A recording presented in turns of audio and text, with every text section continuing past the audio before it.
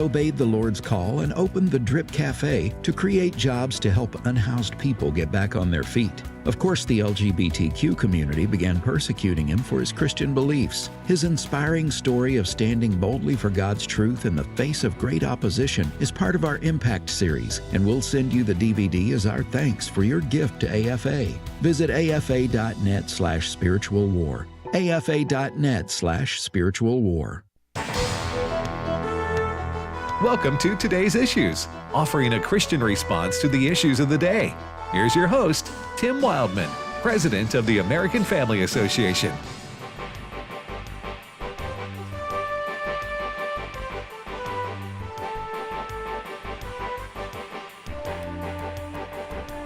Hey, good morning, everybody, and welcome to Today's Issues on the American Family Radio Network. Today's Monday, April the 14th, 2025. Thank you for listening to AFR. Joining me in studio today is Ed Battagliano. Good morning, Ed. Good morning, Tim. And good morning, Fred Jackson. Hi there, Tim. All right, fellas. First of all, we want to thank folks last week for what happened last week on our Sharathon. Ed? Amen. We had an excellent Sharathon, our spring Sharathon, 3 days in the spring. We won't do that again until the fall, 3 days in the fall. And we reached our goal, $4 million, and had just over 17,000 donations. A lot of those, we believe, represent families. A lot of our folks who listen have families, and so we are grateful for Amen. the support of our listeners and for the Lord helping us stay on the air for another 6 months. Amen. Fred, you took some phone calls from around the country, didn't you? No, I was in here. Oh, he's in here. Okay. Yes. Well, I know that a lot of our staff, the vast majority of our staff, Yes. answered the phones, and we're blessed Yeah. to talk to folks from around the country who believe in what we do. And we had a good number of volunteers who Yeah, came we from did. outside the ministry, and they traveled on their own dime. Some of them Mm-hmm. coming. There was 4 that came from like South Carolina. I mean, they come from a ways away too. So Thank you very much. All right, you're listening to Today's Issues. A lot of things going on in the news. Before we get to the hard news, we were talking this morning. I watch professional golf, and not everybody enjoys every sport. Everybody got what they like, but and you play golf? I play golf. Yeah. So Yes, some say I do. I do enjoy golf. yeah. So I you have a personal I do enjoy playing, and interest in it. and I watch and pay attention to professional golf. Right. And yesterday, Rory McIlroy, even people who don't know golf know that name. He's one of the top golfers. Now he may be the top golfer in the world. Anyway, he won the Masters, which is, one of the 4 major tournaments of the year for golf, and some would consider the premier golf tournament. Anyway, he won that, and everybody 9 years since he had won his last major tournament, and he had never won the Masters before for all his success. So every year it was like, are you going to win this year or are you going to lose again? Yeah. That was kind of the the questions he gets all the time leading up to the Masters for 9 years. And I would He guess got for a that. professional, that would get in your head. Yeah. It's like, people get off my back. So yesterday he climbs the mountain, reaches the summit, and wins the Masters golf tournament. Rory McIlroy, he's from Northern Ireland, and it was just from a human perspective to watch the elation and the relief and the joy that he had just made you, at least for me, I think it made, for most people, it made them smile. It was heartwarming. You Yeah. showed me the moment when he won, and it was heartwarming. Yeah. And I had read an article about some of his struggles, personal as well as in the golfing, and it was just like you said. I like seeing people succeed. Yeah. And reach their dreams. And I think part of the elation was the $3 million purse that helps. that he walked away with for winning. I've told people, you have to seriously consider whether nowadays, with the money that's in professional sports, especially like golf or tennis or something like that, I don't know, the value of an education versus just putting them on the golf course at age 3 and say, you know what I'm saying? You work out here 8 hours a day, and we'll see how. You know what I'm saying? I don't know. I hear you. It's a judgment call. Well, that's what it was for you in professional basketball. It was. You had to make a choice. I had to make a choice, Yeah. but unfortunately, my knee made it for me. Yeah. So Who knows the heights knows? to which you would have reached? I don't like to talk about it. Yeah. Because And I like for people to see their dreams come true, because mine pretty much have been shattered. Your athletic dreams? No, just all my dreams. Oh, yeah, all your my dreams. dreams kind of shattered. You know what by you the need, wayside. my friend? Yeah. You need about 2 Joel Osteen books. Okay, and we'll get you back on track. Two. buddy. I need two. I need a double dose. You need a double dose. You need the Everyday's Friday and whatever else a bestseller book is. I'm just All right. kidding, folks. All right. Well, no, other sporting news. Yeah, you're going to be And depressing switching now to a different sport. What do we got now, Fred? Stanley Cup playoffs Right. They start Started? next week. this coming weekend. NHL. Yes. So you guys keep me posted on that, huh? And Yes. Watch for the Winnipeg Jets. Okay. And I'll just say, because I know Fred would like to say Yeah. this, of the original 6 teams, Yeah. 2 in Canada, 4 in the United States, this is the first time ever that all 4 United States-based original 6 teams will not be playing. They're all out. New York Rangers, Boston Bruins, Chicago Blackhawks. That's Fred's favorite team, actually. Yep. And the Detroit Red Wings all failed to make the playoffs. The Bruins are my favorite team. Oh, But a bunch of Canadian teams Yeah. are in. Well, Ottawa, Toronto, Winnipeg Montreal, finished Winnipeg. first in their division. Yeah. Is this in the Bible? Like, Well, I don't know. Like the Book of Revelation, where I don't know. We may have to call Jan Markell and find out. Find out She that would know. all 6 original teams don't make the. Well, the 4 U.S.-based teams. Yes. Of course, yes. Yes. Montreal and Toronto are original 6 teams. They're in. Calgary might get in. They still have a All right, shot. fellas. So I think we need to stop right Chicago Blackhawks finished 31st. my team, the Boston Bruins, right now are there. the fourth worst team in the league. Okay. I think we're going to lose people here. Fred. Oh yeah, but the golf That'll was keep exciting. people. Yes. We all have our favorites, Yeah. don't we? All right, I do like the NHL when it gets right down to the, you know what I'm saying? Oh, it's going to be exciting. When you get to the playoffs. Stanley Cup and everything's on the line, that's fun to watch. It's kind of like people who watch professional golf. They may have watched yesterday, but they're not going to watch next week. Right. When some routine tournament comes along. Yeah, The routines. Just turn over there and watch me some professional bowling. What I'm looking at. You guys want me to review the bowling season for you? Yeah, go right ahead. Listen, we had Sharathon last week. Yeah, all right. All right, Fred. Bore everybody. What piece of depressing news do you have for us this Monday morning, Fred? Scary In all moments. seriousness. Yes. For Governor Josh Shapiro, he is the Democrat governor of Pennsylvania. 2:00 yesterday morning, someone, and we now know his name, 38-year-old Cody Palmer of Harrisburg. Balmer, I think. Is that B-A-L? B-A-L. Balmer. He scales a 7-foot fence that's around the governor's house, scales that fence, brings with him some Molotov cocktails, breaks a couple of glass windows, throws those Molotov cocktails in there.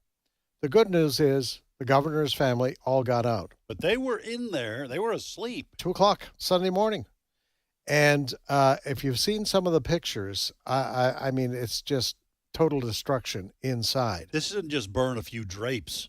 No. This gutted the This mansion. got it. Now, the 38-year-old Cody Palmer has been arrested. In fact, he turned himself in. But I just was looking at the update here from Fox News. Let me tell you a little bit about this guy, trying to figure out why he did this. First of all, Fox is reporting that this guy was first identified to police by a former girlfriend after he allegedly confessed to her and wanted her to call police to turn him in. A short time later, he turned himself in. According to Fox News, while being interviewed by troopers, Palmer admitted to harboring hatred towards Governor Shapiro. We don't know why. He allegedly told investigators he removed gasoline from a lawnmower and poured it into some bottles he found at his residence. And then he walked an hour to the governor's mansion with the intention of throwing these homemade Molotov cocktails into the residence. The police say he admitted to scaling the perimeter fence, breaking 2 windows, and then he broke them with a hammer he had, threw in the Molotov cocktails inside, and then allegedly admitted he was aware it was possible that Shapiro and others were in the home at the time, and it was a possibility that people could be injured by his actions. So they already got this confession from this guy. He says he hates the governor, but he doesn't say why, at least so far. But Governor Shapiro obviously upset. Governor Shapiro he's a Jewish family, and they had just finished on Saturday evening celebrating Passover. There's no indication yet of anti-Semitism in this, but we're fairly young in investigating all of this. Governor Shapiro very obviously upset when he had this news conference late yesterday. Cut number 1. We don't know the person's specific motive yet, but we do know a few truths. First, this type of violence is not okay. This kind of violence is becoming far too common in our society. And I don't give if it's coming from one particular side or the other, directed at one particular party or another, or one particular person or another. It is not okay. And it has to stop. We have to be better than this. And we have a responsibility to all be better. So that's Governor Josh Shapiro, obviously and understandably very upset. But he's making the point that this, as he said, this kind of violence, regardless of political affiliation, has to stop. And the question is, why are we seeing more of this violence? Certainly we're familiar with what happened to President Trump on the campaign trail last July, the attempt on his life. But the governor asked an interesting question, guys. Why are we seeing more and more of this kind of violence? Well, first of all, I certainly can appreciate the governor being so upset about this. Second of all, I am kind of stunned that an individual can get that close to a governor's family, to a governor and his family, scaling a fence, breaking windows. He's carrying Molotov cocktails. Nobody sees him. No. Apparently. No. And he got away. This guy, yes, and he got away. This guy could have gone into the mansion and walked upstairs. Yeah. I mean, so I'm really stunned that there's so little security, so little protection for the governor of a large state like that. That seems inexcusable. But just to answer the question that you raised and that he's kind of raising, I think this individual that did this, the alleged, I guess we still need to say alleged, a lot of these people seem to be mentally or emotionally unhinged. And when a culture like ours gets so divided, angrily divided, so deeply, hatefully divided, there's a small percentage on both sides, I guess, that kind of fall off the edge and engage in this kind of activity. But I will also say, my final point, there is also organized violence. Yes. And I have to say that the left at this point, because I think they're motivated by Marxism, they are more organized. And we've seen this with the fire bombings of Tesla dealerships and some of these other things. We don't need to go into all the details, but this is well organized. So there's a number of factors at play here. And I guess we got to wait to find out which category this guy falls in. Well, yeah, do we know the motivation? No, we don't. It wasn't political or anti-Semitic or anything? We don't know at this point. It might. Yeah. He might talk more. There's another case. I think this is in Wisconsin. Young man, and this goes back 2 or 3 weeks ago. He is now charged with murdering his parents because he wanted to get money from them to carry out a possible assassination of President Trump. So this is a young man. I'm sure of his late teens, early 20s, but he's charged now with murdering his parents to get some money to go and carry out an assassination attempt on President Trump. These are all fairly young individuals that we're seeing. Yeah. And it's trouble. And you raise, there are mental problems, yes, but I'm also very concerned, as you have raised, Ed, about the organized protests, the anti-Semitism that we've seen on our university campuses. Listen, I wrote for the Stand magazine, AFA's magazine.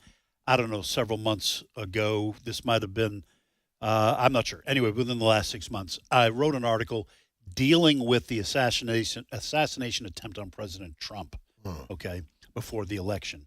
And in doing some research for that, I found out that since the assassination of John F. Kennedy, there have been assassination either attempts or plans foiled by federal law enforcement. Of course, some came to fruition.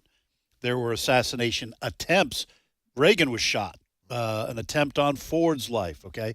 But every single president since then has had attempts or plans foiled. So this becomes kind of a go-to plan for people who hate the other side politically. And it just seems to be a part of our U.S. culture right now. And you can talk about all kinds of reasons for that. But since JFK, every president. Well, we also had the United Healthcare. Right. The CEO who was assassinated. Yeah. That was so well planned. But what was scary about that is how many people supported him because they don't like insurance companies. Well, there was a poll we talked about last week, I think, or maybe the week before, that 55% of self-described leftists in this country are okay with assassinating Trump. That's stunning. I just wonder, though, with Governor Shapiro of Pennsylvania, he's a Jew. Yes. And it was Passover. Am I right? Right. Yes. And so, I mean, and I just think that can't be coincidence. What you're saying. I think we'll find. I think we'll probably find out this guy was anti-Semitic. That's what I'm saying, and hated Jews. That's what I'm saying. That's most likely what will be uncovered.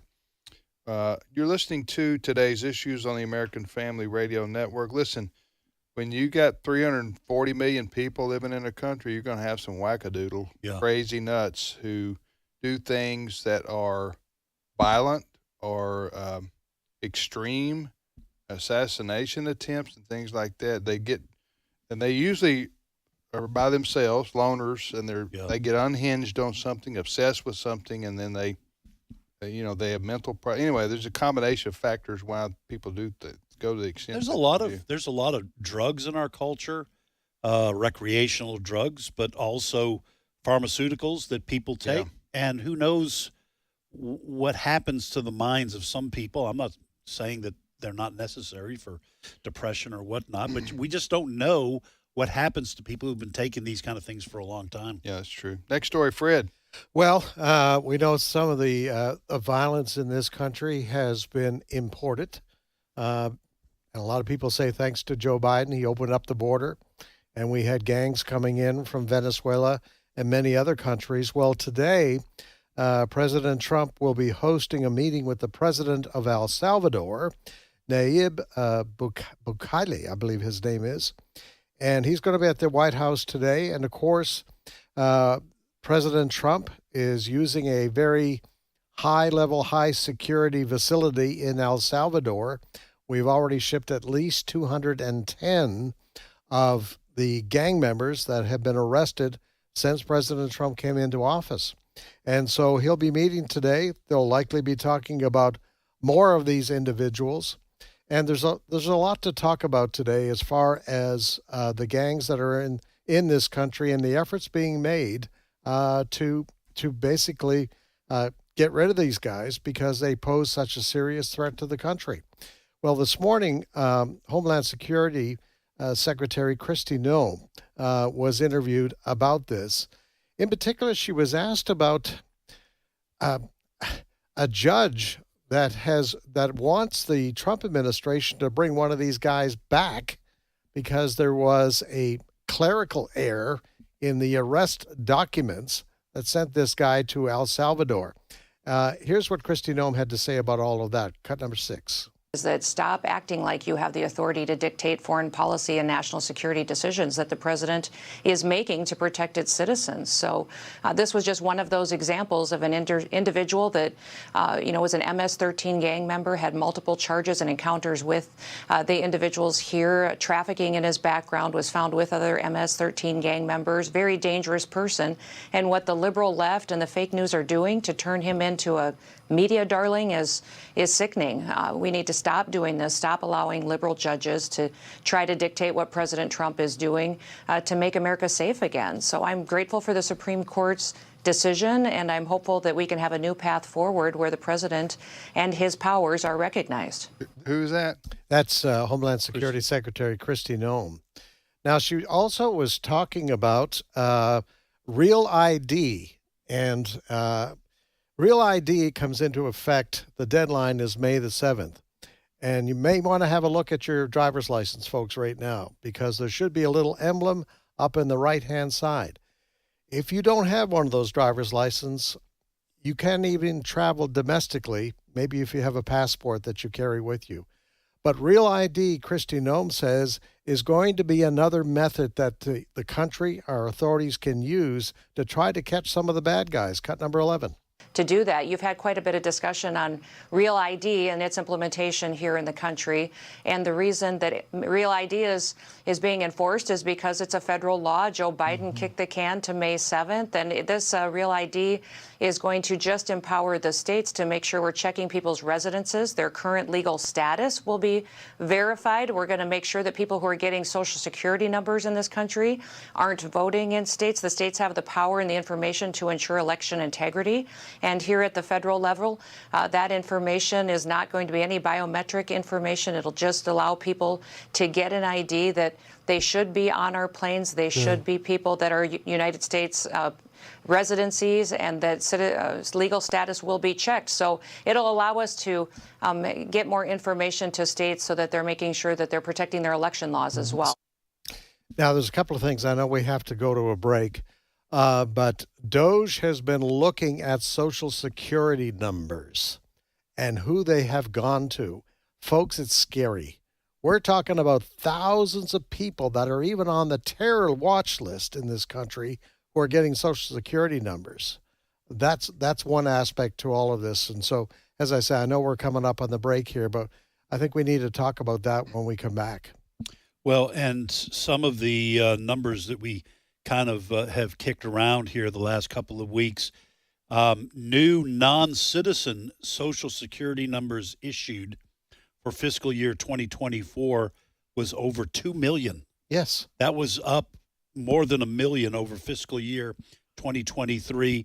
And fiscal year 2021 was only 270,000. That's a lot. Yeah. But we're talking about non-citizens getting Social Security numbers. Yep. How's that even possible?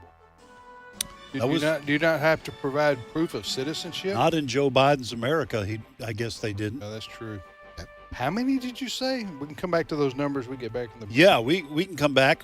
Fiscal year 2024, more than 2 million non-citizens received a Social Security number. Who's saying this? This is from Fox. This is a story that was on Fox a week or so report?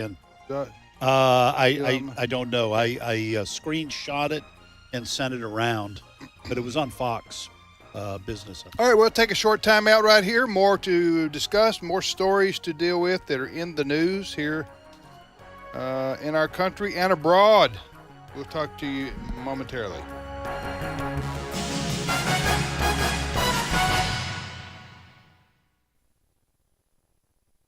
It's my turn.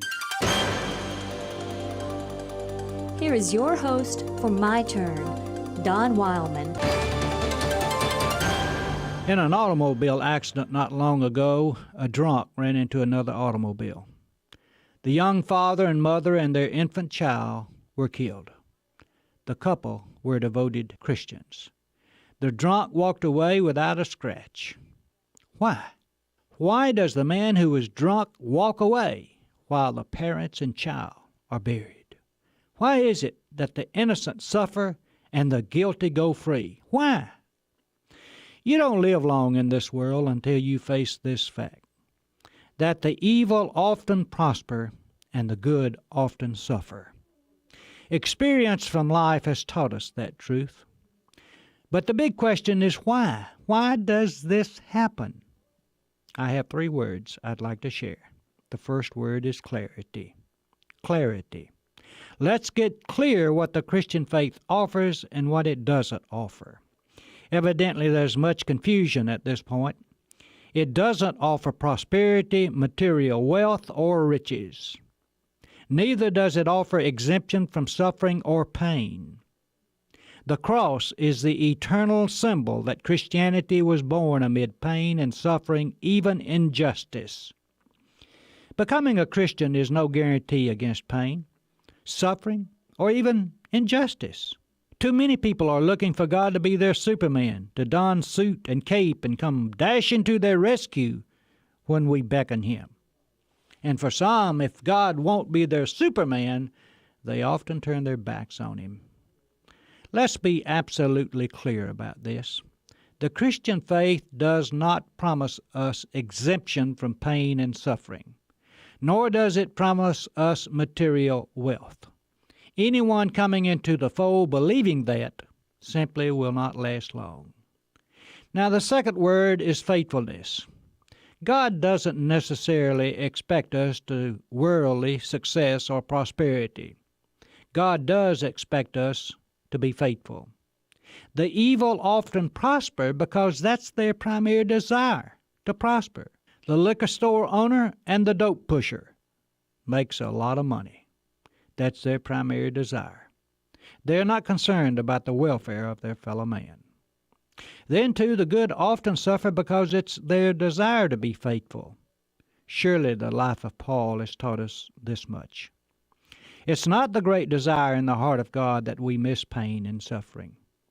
The great desire is that we overcome it, grow from it, and remain faithful through it. The third word is patience. God is patient, willing to take His time to work out His purpose. We would hurry things up, finish the job this afternoon. God can wait until tomorrow, or the next day, or the next. We would destroy the evil people. God would change them, and sometimes change takes a little longer than destruction. And be careful who you place in the evil category.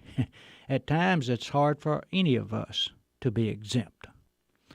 Much of all of this we do not understand because we do not have the mental capacity to do so. 2 boys watched the parade go by. One watched through a knothole in the fence. The other watched from a tree above the fence.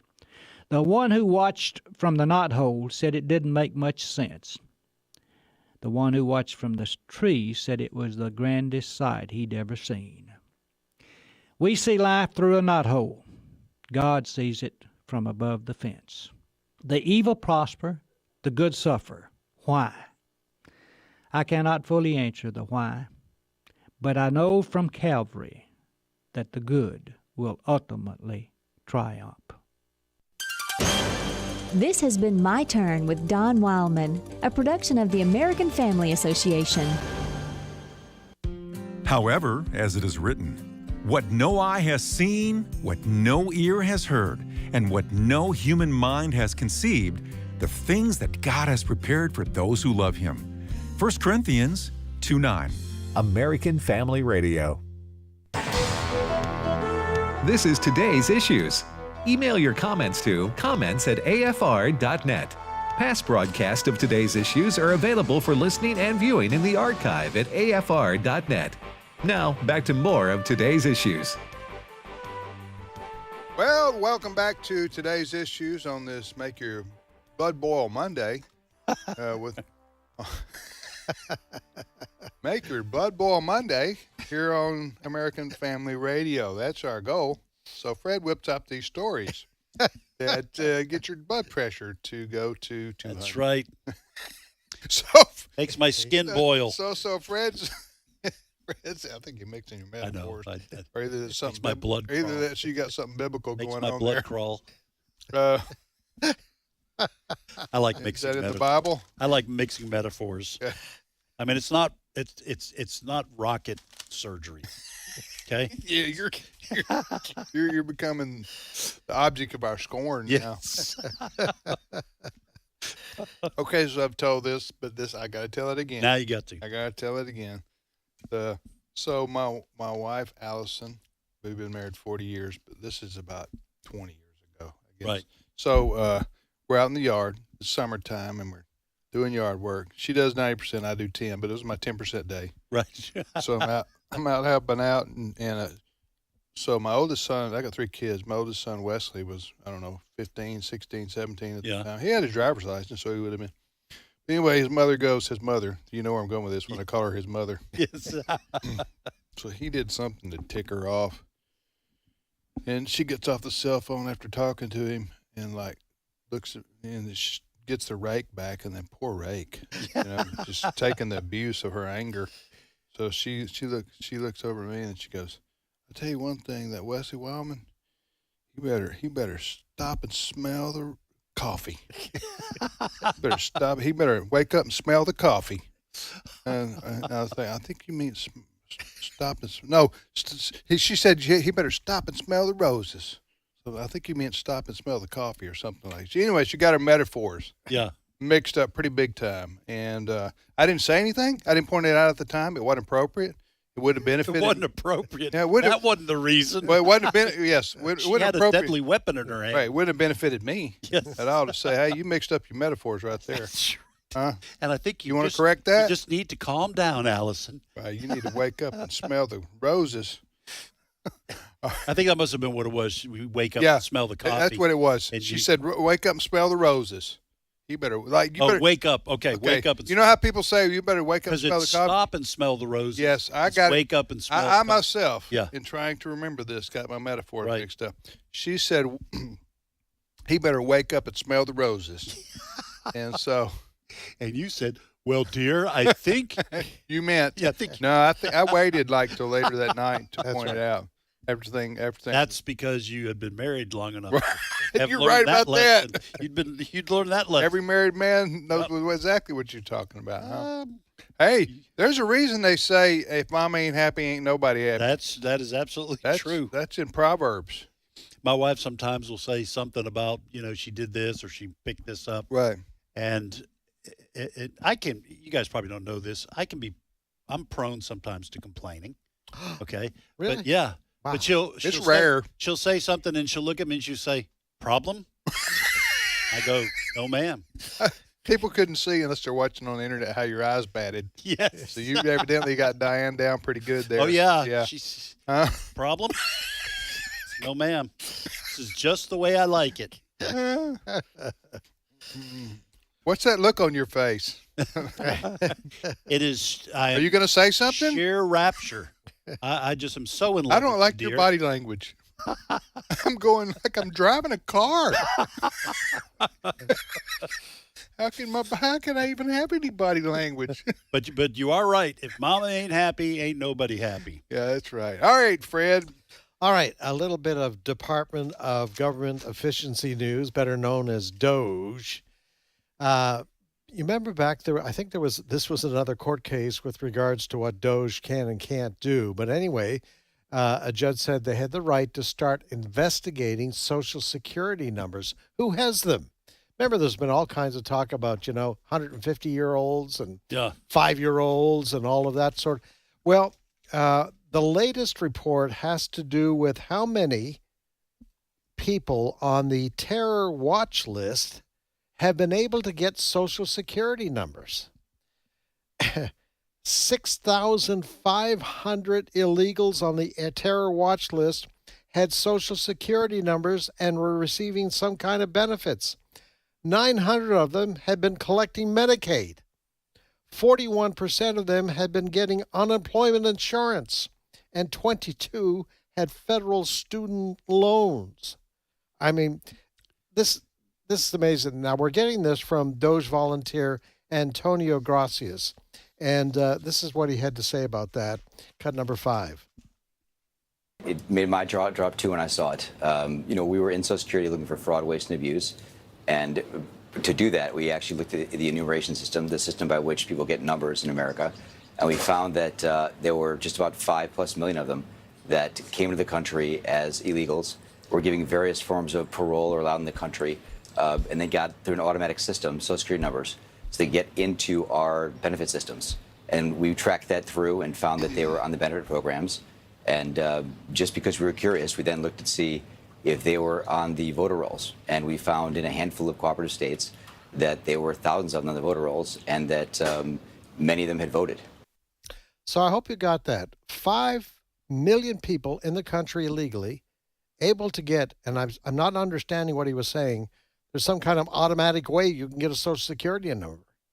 What in the world? Yeah, who can solve this? Who can get who? Now that it's been exposed, I wonder who's going to do something about it.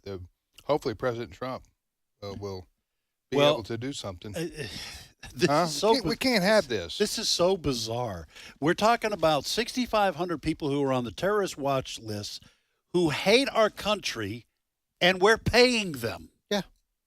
The taxpayers are paying people who hate our country and want to harm us. That is just so bizarre to me. You know what happens here? The federal government gets so big and bloated that the left hand doesn't know what the two right hands are doing. Yes. You know what I'm saying? Right. And it just gets so massive. It's that nobody, President Trump and Elon Musk and others are trying to expose this so that something can be done. And because they're exposing fraud, waste, and abuse, they're getting, especially Elon Musk and they're getting slammed. And I'm going like, what are they doing that's a problem? Yeah, why is this not bipartisan? Yeah, it should be bipartisan. Why is the members of the Democratic Party, right, why aren't they just as horrified as the rest of us? Yeah, and so it took something like this with President Trump telling Elon Musk, go out and find waste, fraud, and abuse, and you have the authority of my office to do your investigation. It took something like this to expose these kinds of things. Yeah. And it seems like every 3 or 4 days there's just something outrageous that they talk about that you go, surely this couldn't be happening. And it is. And so anyway, President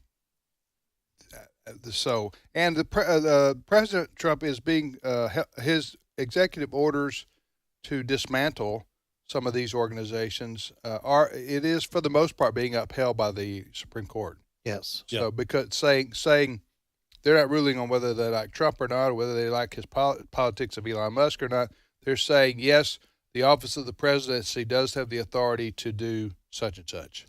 You know, this is so strange with these people on the terrorist watch list who want to harm us. I was just thinking, it's like watching a movie where someone hires a hitman, and the person who's supposed to get hit is paying the guy.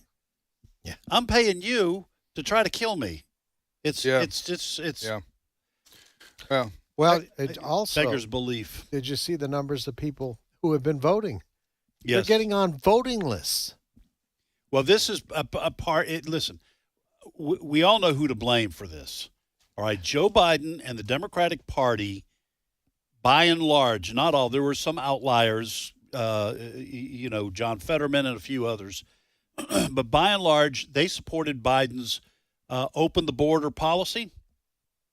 And it's clear and has been made clear that the reason they were doing that is to turn the whole country blue by letting people in that were more than likely to vote for socialist policies, and they were going to bribe them by giving them welfare and college loans. Free medical care, all of this, and then Social Security numbers and letting them vote. Right. That was the plan. And when we talk about a political reprieve for this country, We have 4 years, maybe just 2 years until midterms, less than 2 years now. But we had to try to reverse some of this because we came that close to losing the country. You know, we can move on to the next topic here, but I just, I've never seen I didn't think I'd see the day when one of our two major political parties, the Democrats here in this case, don't care about borders. Yeah. At all. And would just don't care. And let them all come in. We'll pay for everything. And, I mean, that's just, that by the way, that wouldn't be sustainable if you really did that. If you did it to the degree that the Democrats really would like to do it, that is, continue to flood the country with millions of people, like Ted's point, with the end goal being to turn the whole country blue. If you flood the United States with people, they come in here and then you make them citizens, you let them vote, then they're beholden to the Democrat Party forever, and we become just a blue country. Right. That's what the objective would be by the Democrats. But it's just like, man, don't you even care about the borders, controlling the borders? Nope, don't. Right. Now, they wouldn't say it, some of them, exactly like I just did, but for all practical purposes. Well, they pretended, the Democrats, Biden, Mayorkas, they went through the motions. They pretended like, yeah, we care. It's secure. We're doing the very best we can. The border's secure. One of the best lines in President Trump's State of the Union speech was, I don't know if they've called it State of the Union officially, but, a couple months ago was when he said that Biden had let millions and millions and millions of people in. Some people think 15 million or so, illegally into our country, didn't care, didn't stop them, shipped them all over America, or they went all over the country. And then when Trump gets in, he shuts it down completely. Now it's a trickle. And he goes, he said this, he said, the people kept saying we need new legislation. That's what the Democrats kept saying. We need comprehensive immigration reform. Remember all this? Yeah. That's what Harris was saying and Biden was saying and all the Democrats. Blaming the Republicans. We need this law or we can't do anything. And Trump said, no, we didn't. Evidently, we didn't need a law change. We just needed a presidential change. Yeah, we just needed a new president. And I thought that was a mic drop Yep. moment right there. All right, you're listening to today's issues on the American Family Radio Network. Listen, for whatever other promises President Trump made during the campaign that have yet to be fulfilled, and there are some, and that he's working on, the shutting down the border, one of the linchpins of his campaign, he has absolutely, and the massive deportation, which we're going to talk about right now because we got the president of El Salvador at the White House today, right, Fred? That's correct. Anyway, just kudos to it isn't often that politicians follow through with their promises, and I will say this about President Trump and his team with respect to border control. He and deporting gang members, he is absolutely doing everything that he said he would do. And it looks like he's going to basically federalize the border using troops. Yes. So, to your point, this is exactly what he said he was going to do on this issue, and he is doing it, and he's rocking it. Yeah. I mean, just so successful. There was a story last week, I think it was, at one of the border areas that when Joe Biden was there, hundreds of people were coming in every day. And they has an example of what has happened since Donald Trump became president once again. They said they went back to this area of the border. I forget where it was, New Mexico, I think. They went back, and the only person that was there was a guy with a broom, and he was sweeping the cement around this crossing. That was it. Nobody. Yeah. And that's a tremendous example of what Donald Trump has done. Yeah. Next story, Fred. All right. What about this story with El Salvadorian president? Well, he's in the White House now. He is at the White House right now. They're going to be talking about the understanding that I have from some of the press reports that I've read is that the president of El Salvador, he is ready to take even more of these individuals who What is it, Nayib Bukele? Is that how you pronounce it? Bukele, yes. Bukele. He is willing to take more. Now, we're paying we, the United States government, is paying El Salvador $6 million to house the guys that we have shipped down there already. $6 million for 1 year. Now, what happens after that, we don't know. But apparently, he is very open. Bukele is a very interesting guy. He has become extremely popular there in Central America because he has been dealing with the gangs in Central America. And I think perhaps many of our listeners have seen the pictures of this facility that's down there. Very high-tech looking. Is this the one that Kristi Noem went to? Yes, and she stood outside the bars. And, I mean, in a cell, you probably have 20, 25 guys. Yeah. And you have racks, not nice bunk beds, and color TV. Right. No, not at all. You have these guys in racks, and I think they're in there 23 hours a day. They get 1 hour outside. But he's a rock star in Central America, visiting the White House today. And I think that's that prison where barbers have job security. That's they all get their heads shaved. Yeah, and keep them shaved. You know what? I would imagine this fellow here. What's his name? Bukele. He's the president of El Salvador. That is correct. I imagine he would be a top target of the gangs. Oh. Of the the drug cartels and people like that, because evidently he's a tough guy and he's shutting down. Go ahead. I was just going to say, Fred kind of gave me a compliment this morning in our story meeting. He said, this Bukele guy, he looks like an Italian. And I thought he was going to say a handsome Italian guy, but he said an Italian mobster. Yeah.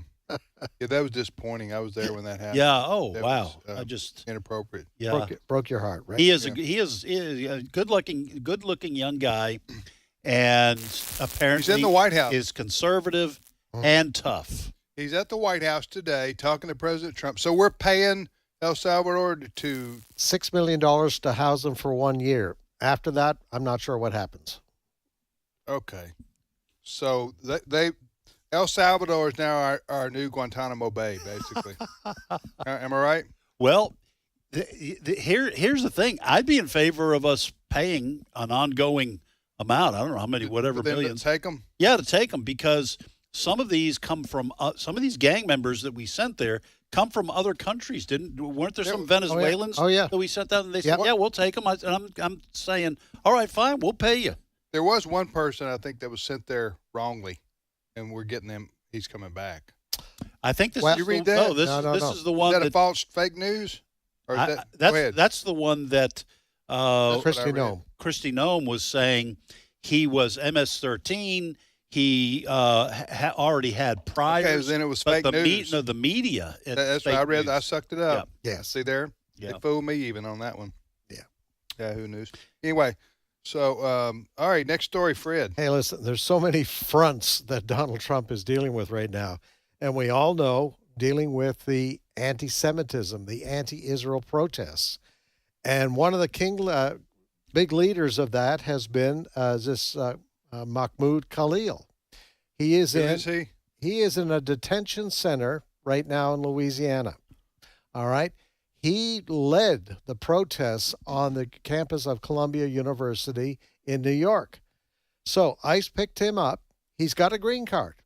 ICE picked him up, sent him to the detention center in Louisiana. Well, on Friday, late Friday afternoon, a Louisiana immigration judge gave her the ruling that this guy, Mahmoud Khalil, can be deported. And this is something that Marco Rubio, our Secretary of State, is really big on. He's saying these students, some of them come here on student visas, and they're taking part in these anti-Israel, anti-Semitic protests on our campuses. And he's saying, we're going to ship you out. When we give you a visa to come here as a student, when we give you a green card to come here, you have to behave yourself. And if you're leading anti-Israel protests, you're being hard on Jewish students. Jewish students are being mistreated, not only at Columbia University, but several others. You're not welcome here anymore. So the green light has been given. Now, the lawyers for Mahmoud Khalil have until, I think, late next week to respond to this judge's decision. But, you know, you talk about the mainstream media. He has a wife who's, I think, expecting a child. She's an American citizen, by the way. But, you know, they're not just complaining about anti-Semitism on our campuses. They are actually doing something about it. And also, another prong in the effort to deal with the anti-Semitism is to withhold funds from these universities who are refusing to do something about it. And then we have the case of Columbia University, that the Trump administration now wants to install federal oversight over Columbia University.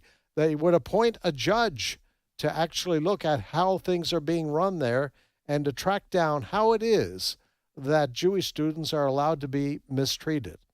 And we know that it's not only students, folks, it's professors at some of these universities that are very anti-Jewish. Well, the news media, by and large, has defended Mahmoud Khalil, basically saying this is a free country. You're allowed to have your political beliefs and your political opinions. And ordinarily, I would say, okay, if you're an American citizen, you have the right to your views, no matter how trashy they are, no matter how vile many of us think they are. But if you're a guest in the country, it makes absolute sense that the federal government, the Trump administration that is in charge of visas and green cards and so on and so forth, has the right to say that kind of behavior we don't want. You're a guest, just like a guest in someone's home. Mm-hmm. You know, something you might do in your home is not necessarily appropriate at somebody else's home. That's right. You know? So I think this guy needs to go. I feel bad for his situation with his wife expecting, but that's on him. Yeah. He has a visa in this country, and he spent it basically campaigning against Jews. Yep. And let me just say, as a side note, I never thought we'd be in this country be at a place where you look at two political parties that are taking two opposite views on the Jews in this country. I just never thought we'd get here where one political party and college campuses are defending the right of students to make Jews feel unsafe on campus. Hey, along those lines, we wanted to make sure everybody got the news that Governor Mike Huckabee, former Governor Mike Huckabee of Arkansas, was confirmed. Yes. As the U.S. ambassador to Israel under President Trump. President Trump appointed Governor Huckabee. He's still called governor, even though you're not. But and Mike Huckabee was on with us on this show about 2 months ago, I guess, or so. And we were talking about this because he had yet to be confirmed or had his hearings, and that was in the last 10 days or so. So he's either in Israel or getting ready to go to Israel, and we've been in communication with him, and he will be in our show. He will be on this show as he promised. Remember that? Yeah. So I told Brent, our producer, I told him we don't need any more lying politicians. So if you told us you're going to do something, right? You know what I'm saying? Yeah. So he said yes. We're hoping to get him on next week sometime. Yeah, maybe next week. So pray for Mike Huckabee and his wife and their new role there, because that's an extremely important position. It's really the face of the U.S. in terms of at least our president in Israel, one of our key allies. And Mike Huckabee loves Israel. Yes. And he's one of us. Okay, he's an evangelical Christian who has a great appreciation for the history of that land. And so he'll do a great job, and we look forward to visiting with Mike Huckabee coming up very soon. All right, we're going to take a short time out right here. When we get back, Steve Paisley Jordahl will be on with us. Stay with us.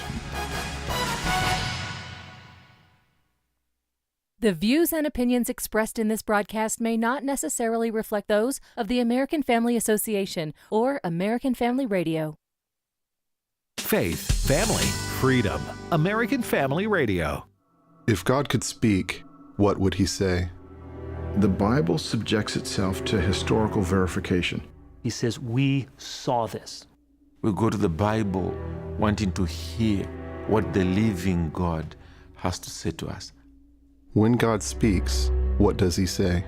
The God who speaks. Visit stream.afa.net. This is American Family Radio, a listener-supported ministry of the American Family Association.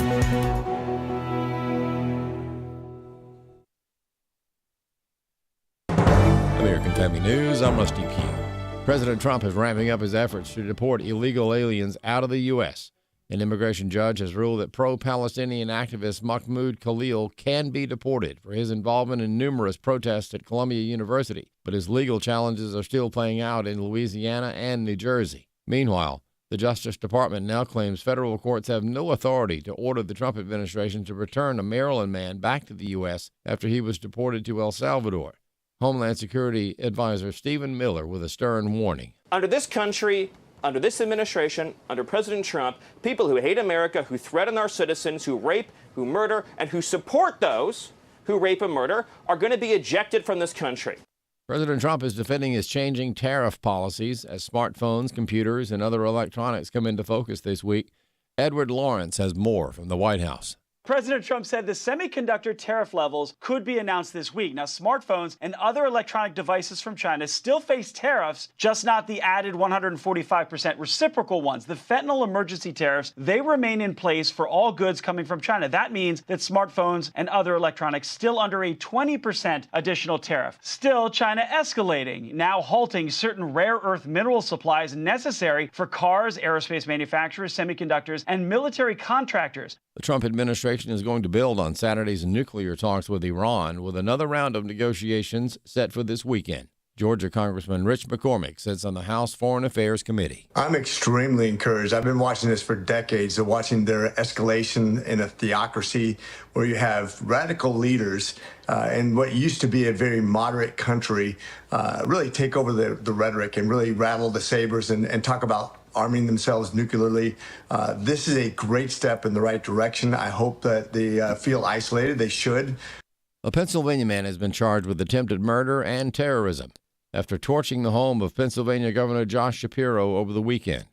Alexis McAdams has the latest from Harrisburg, Pennsylvania. What police say this guy did, Cody Ballmer, is literally walk up, climb over that 7-foot fence, goes up to the window, smashes it out with a hammer, throws at least 2 Molotov cocktails inside, watches it burn, then runs away. So the question is, why did this 38-year-old suspect attack and target the governor's house? He told authorities it's because he has a deep hatred for Governor Josh Shapiro. New details also coming out this morning about the suspect. We're learning that Ballmer turned himself into police, so he gets away, then he goes to the police department, says, I think you're looking for me, telling authorities that if he would have faced Shapiro in that home, he would have, quote, beaten him with that hammer. Planned Parenthood is kicked out, and a science center has apologized after sexually explicit coloring books were given to young children in Kentucky. The Kentucky Science Center held an event back on March 21st for 8 to 13-year-old public school students. Pictures of the book's pages show explicit drawings of male and female reproductive organs. AFN talked with Nick Spencer, Director of Public Policy for the Family Foundation of Kentucky. One thing that Planned Parenthood also does is they'll provide curriculum for health classes in schools around the country. You know, same thing in line with all of this explicit material and pushing sexual immorality on children. He said the Family Foundation of Kentucky has joined a chorus of other groups across the nation. They're calling for the federal government to remove any taxpayer funding for Planned Parenthood. Planned Parenthood at first vehemently denied that it had distributed the coloring books at the event, saying that claims suggesting otherwise were false and attempting to stir outrage. It later walked that back, saying the coloring book was handed out to kids, issued an apology, and said the company is reviewing its own internal protocols. Spencer said in effect, though, he's not buying it. You know, the people from Planned Parenthood that came to this event, they had to know what they were bringing. And they had to know what sort of audience was going to be there. I don't think that this is just some sort of silly mishap that, oh, you know, we messed up and we promise it won't happen again. No, this falls right in line with Planned Parenthood's business model of getting young people hooked on sexual immorality early in life so that they can continue to profit off of the destructive consequences that happen from these sorts of behaviors. The Kentucky Science Center said Planned Parenthood is no longer welcome at any of its events. I'm Bronson Woodruff. More news online at afn.net and on the AFN mobile app. I'm Rusty Pugh.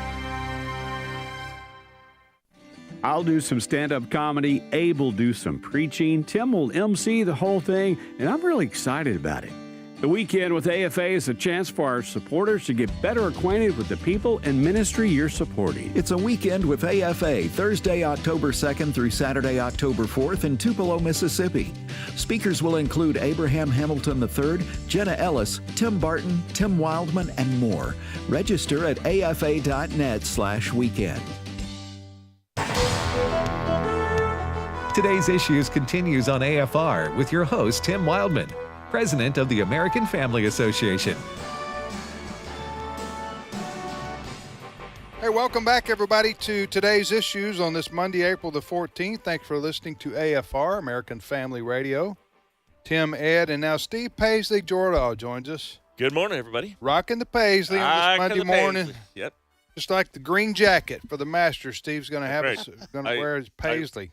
I won this Paisley shirt from my wife in a playoff. In a playoff. Yeah. That's funny. For Christmas money, right? Yeah. Playoff for Christmas money. Christmas money. All right, hey, I got go a commercial. Yes, please do that. Commercial. So I just want to remind, we probably have heard it, listeners, Activate Summit 2025, that is going to be this June, June 12th through the 14th at the Cadence Bank Conference Center here in Tupelo, Mississippi.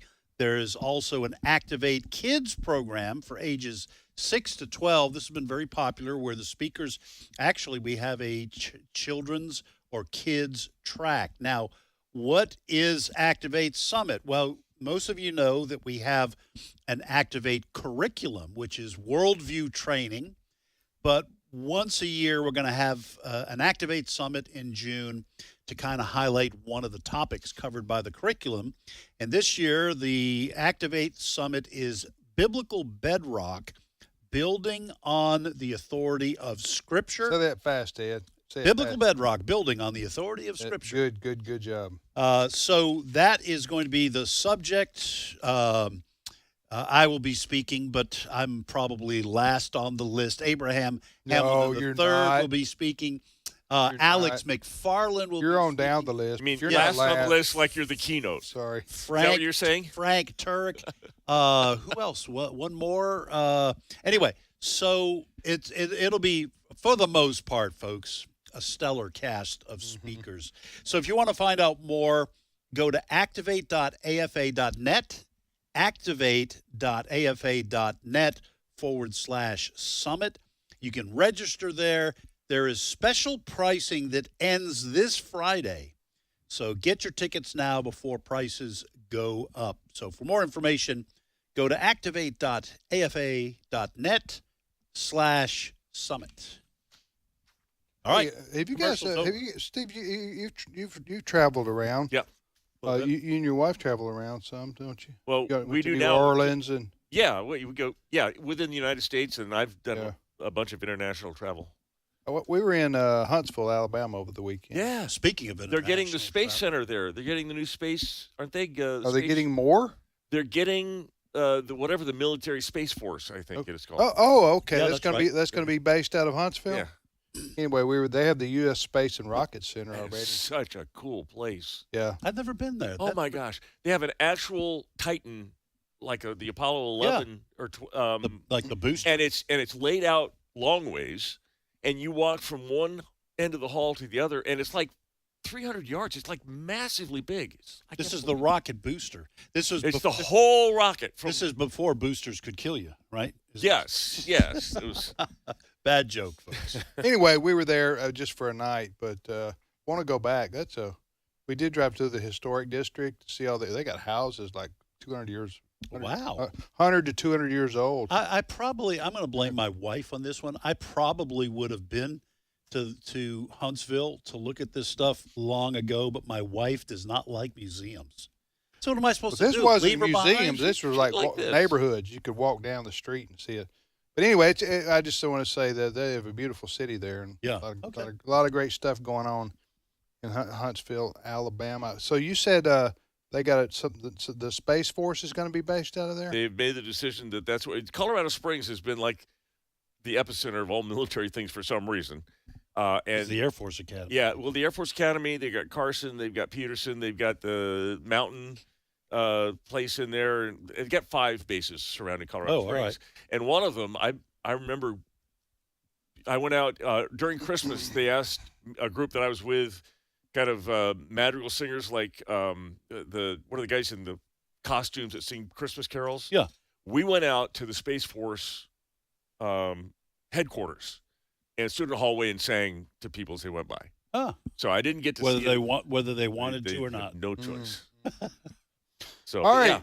yeah. By the way, Steve, one of the top stories in the news right now we were talking about before the break is El Salvador president. What's the gentleman's name? His name is Bukele. Nayib Bukele. Okay. This is a stroke of genius, okay, by President Trump and his team. This relationship we have with El Salvador now. Of course, El Salvador is a country in Central America, so not too far in terms of a jet flight, right? Yeah. From the U.S. I think there's 6 million people or so. That's what I was reading. Now, but here's why I say this is the policy that is a stroke of genius. These gang members, or these cartel members from Central America, Mexico, and South America, all right, that are selling drugs, fentanyl and other drugs, and involved in illicit activities across America, as gangs are prone to do, right? Well, what he's doing, President Trump and his team, they are rounding up these people. They're not U.S. citizens, okay? They're not U.S. citizens. So they're rounding up these non-U.S. citizens. If they're U.S. citizens, I guess and they bust them, they try them and imprison them here, maybe. But what I'm saying is they're sending them to El Salvador, thus to prisons down there, prisons. Thus the meeting today at the White House by President Trump with the president of El Salvador. So this where they go down there to El Salvador, that is a bad prison. You don't want to be in that prison, right? This is where you see all these guys with their heads shaven and they're shackled a lot of the time, and it's just, you don't want to go there. They're crammed in. It's 20 at a time or something. It doesn't meet U.S. standards right. for incarceration. Okay, but what Trump is doing and his team again is rounding up these people and sending them down there. That's not going to take too many of these examples, because the word is going to get back to the gang members, cartel members in the U.S. who are operating in the U.S. If you get caught in the U.S. and ICE catches you, you're going to be potentially shipped down to El Salvador, never to be heard from again, so to speak. That's going to deter. You see how that's going to deter a lot of drug sales and gang activities and other forms of criminal activity that gangs and cartels are prone to be involved in, like the mafia of old, so to speak. So that's to me, this is a winner for President Trump today. Today, meeting with the El Salvador president and getting to publicize what I've just said. Yeah. No, absolutely. And finding people, like-minded people in our own hemisphere is important. A lot of the kind of cultural Marxism has been in Latin America for a long time, and I think it seems like a lot of people there are tired of it, and they're not going to take it anymore. Yes. So the president here of El Salvador, Bukele, he's very popular in Central America. I hope a lot more of the countries go in that direction. Yeah. I've been watching this a little bit. I haven't been able to focus on it, but I have been a little bit. A couple impressions. Mr. Bukele has excellent English. You could hardly tell, hardly an accent.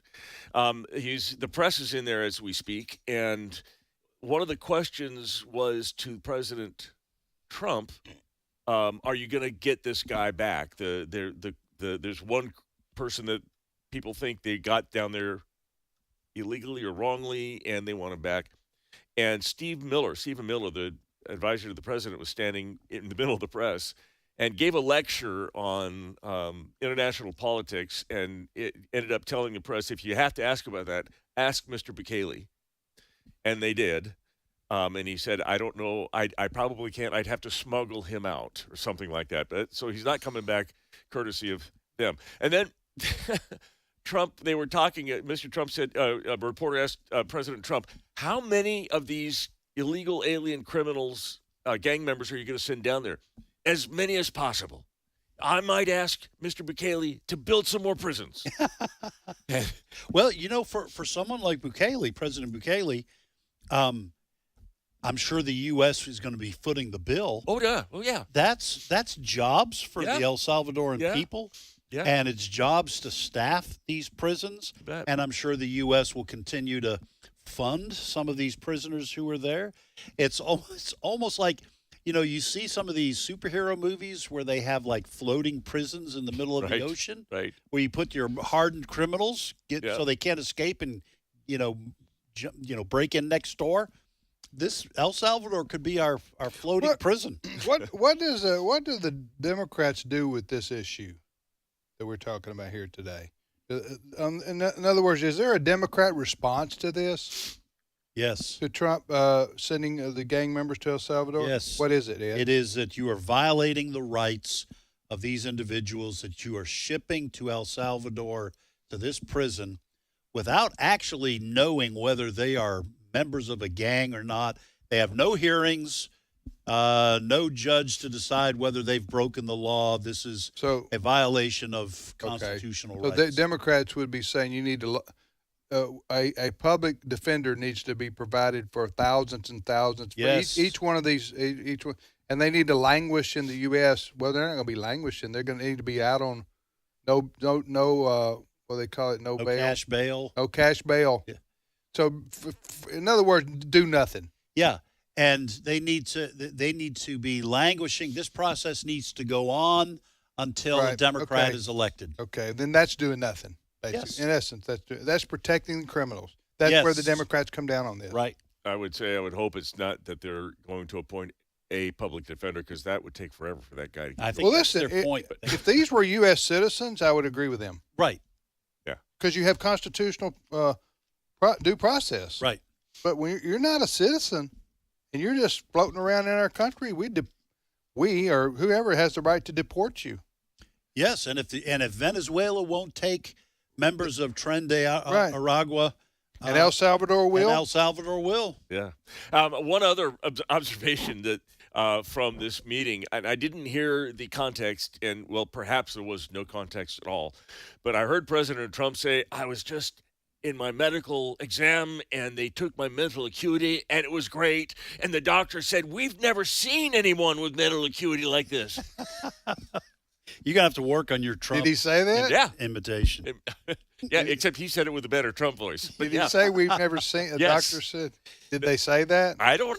You're being serious about that? Yes, I'm being serious. They've never seen anybody, probably my age. Is what he said. Oh, me. Yeah. Nobody's ever going to accuse Trump of being too humble, are they? No. No. Well, if you can, it's funny how he wins. You can back it up. It's funny how he wins all the golf tournaments at all his golf courses. Right. That would be me playing golf against you, except I wouldn't have to try to lose. Yeah. Anyway, listen, I don't care. I don't care if he's humble or not. He's getting the job done. Getting the job done. Yep.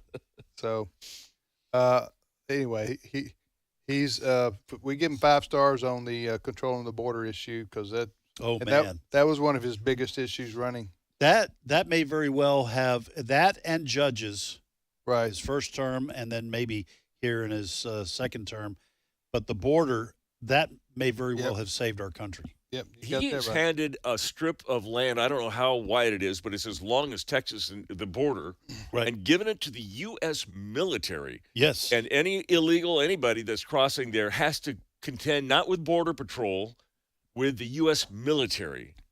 The justification is it's an invasion, and so he has given this strip of land to Pete Hegseth, basically. Well, so, ordinarily I'd be a little bit hesitant to have the military performing what is essentially, I understand the technicality that you're saying that Trump is talking about an invasion, but you have the military performing a law enforcement duty. That's prohibited by law, the posse comitatus law. However, the what law? Posse comitatus. Yeah, you can get that on Saturday night at the there's a Mexican restaurant here. Yes. Okay. No, get with me off the air. Yeah, the posse comitatus. Yes. Oh, that's good. It's so good. chili sauce. I believe that one's possum comitatus, so that's different. Oh, the little Mississippi joke there, are you? Yeah. Steve? It's a little one. Taking a little dig at the redneck. Okay. No, the what I was going to say before we started talking about Mexican food. No, that's okay. Is that there has been gunfire on the border? Yeah. And so listen. President Trump's idea that this is an invasion and we are not going to cede control, there's been a lot of talk about these gangs controlling X number of miles into the U.S. on the border. So I'm in favor of deploying the military. In this that case, case, yeah, absolutely. All right. All right. Let's talk these tariffs. Tariffs? Yeah. Yes. Tell them, Ed. Yeah. What are we about to do? Welcome to Tariff Talk. Talk. This is almost an hour. It's an hour and 20 minutes into the show. But do in a world. Welcome to tariff. Do No, do that. Do In that. a world. In a world. You mean do the rest of it? In a world with President Trump's tariffs, other countries shake in fear. In an outpost at the edge of space. I see Mel And Gibson. now you're mixing it up with Outer Yes. Limits. Or what was that movie that Mel Gibson was in about the apocalyptic? Oh, Mad Max? Mad Max, yeah. Yeah, I've never seen any of the Mad Max movies, but yeah, you definitely want movie trailer voice on that. Yes. All right. Well, China has, and this is serious actually. Beijing has suspended exports of rare earth minerals and magnets that are crucial for anything tech in this country. So they're not sending us. Now, I could do, maybe Americans could do without my smartwatch or my. What are we going to do if we can't build jets or laser targets? Or what we do is we buy it through a third party. Well, it drives up the price some. Let me give you the opinion of one of our friends, Bob McGinnis, who I talked to about this just a little bit ago. Cut 12. This will impact high-tech weapons, certainly as simple as your cell phone. Anything that has microchips is impacted by rare earth metals. We have some of them, not all of them. But we have access to the same places that they do, the Chinese. That's why they're all over Africa, and they're exploiting the Congo and a number of other places. Don't trust them for 1 second. They will lie, cheat, steal. They will not follow through. They never have, never will. You don't talking about the Chinese? Yes. Yeah, I absolutely agree. I said it last week or the week before. I've been saying it for years. Never trust a commie. I sound, and when I say that, I know I sound like my dad. But listen, this is many, many years of watching how communist countries operate. They do not have our best interests at heart, and we need to treat them that way. I've heard from several sources, if we lose out, if we can no longer get access to rare earth minerals, it would tank our economy. I mean, we would. It's not going to happen. Well, no, because we will buy them. We will have another country will buy them from China, and we'll buy them from them until we get our own. We need to ramp up that. We do have a processing plant in California, and we do have some of these minerals here.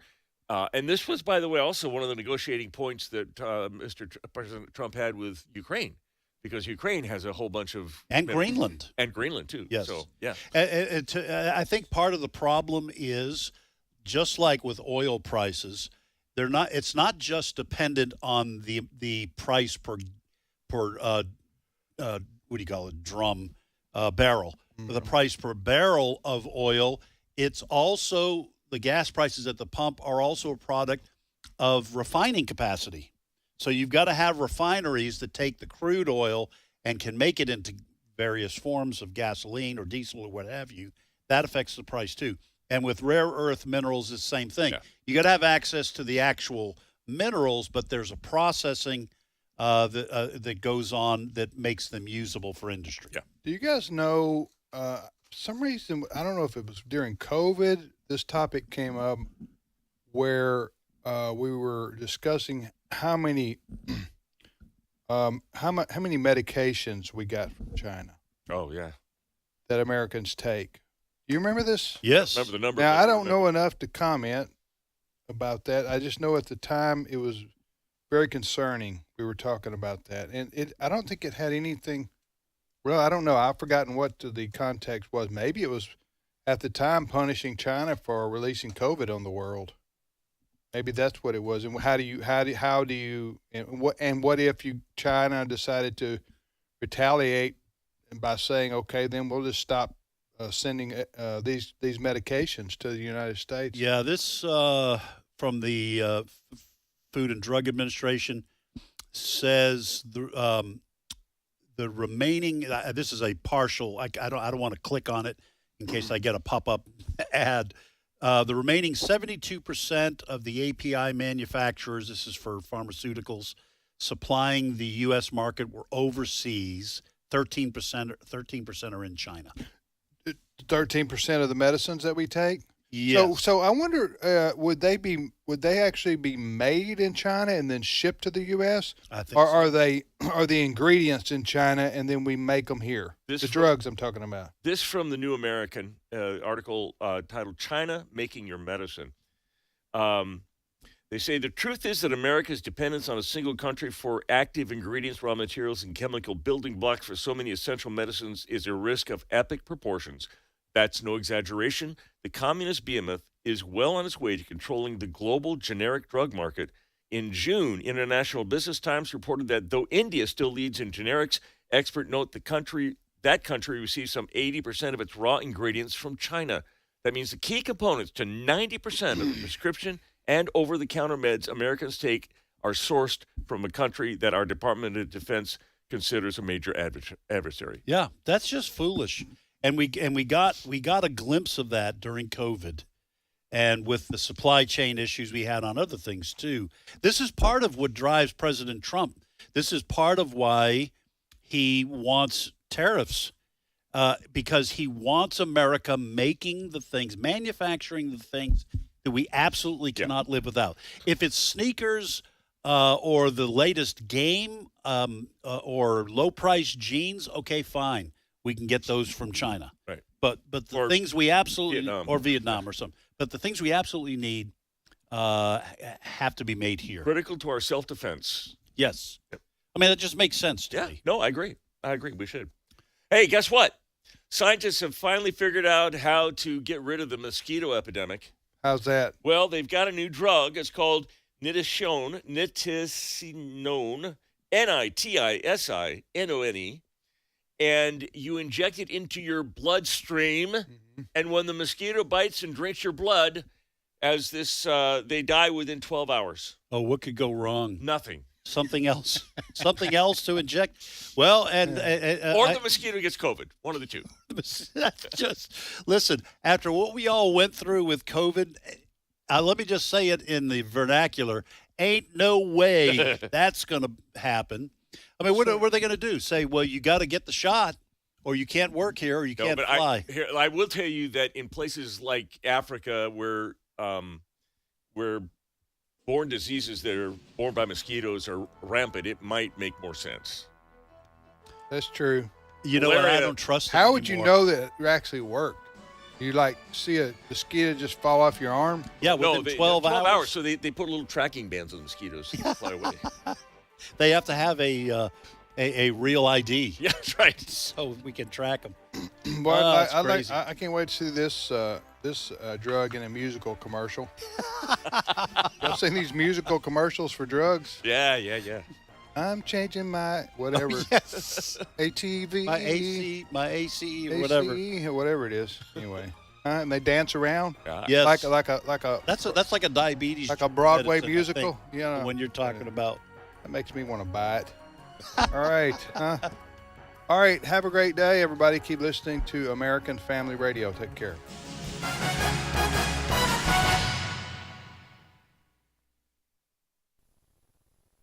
Well, the song says, please come to Boston. And if you are a baby boomer in particular, you remember that popular song from the 1970s? Well, we're going to Boston.